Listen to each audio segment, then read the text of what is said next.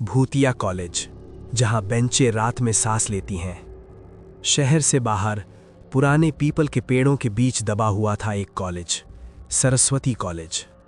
दिन में ये जगह बिल्कुल आम लगती थी, छात्र, शिक्षक, शोर। लेकिन शाम 5:47 के बाद कॉलेज का माहौल बदलने लगता था, क्योंकि यही वो समय था जब कैंपस में कोई नया नहीं रहता था और जो पुराने थे वो कभी गए ही नहीं। रोहन फाइनल ईयर का छात्र था। लाइब्रेरी में देर तक पढ़ना उसकी आदत थी। उस दिन भी गार्ड ने आवाज लगाई, बेटा 6 बजने वाले हैं। रोहन ने सिर हिलाया, लेकिन उसकी किताब बंद नहीं हुई। घड़ी में 6:02 हुए। पूरे कॉलेज में एक साथ पंखे बंद हो गए, हवा भारी हो गई। तभी पीछे से ब्लैक बोर्ड पर चौक घिसने की आवाज आई, किरर किरर। रोहन ने मुड़कर देखा। ब्लैक बोर्ड पर लिखा था, लेट हो गए हो।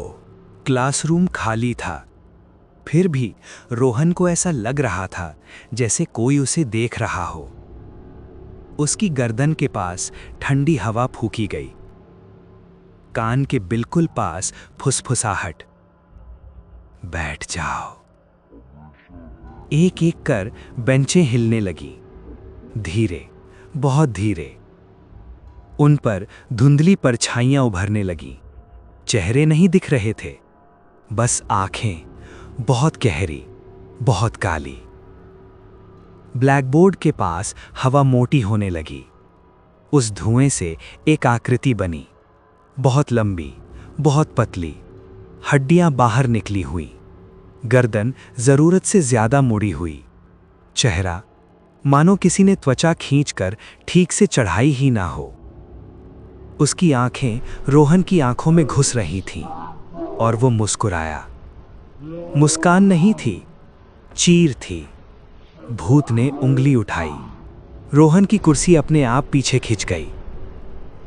उसकी छाती पर जैसे कोई बैठ गया हो। सांस अंदर जा रही थी, लेकिन बाहर नहीं आ रही थी।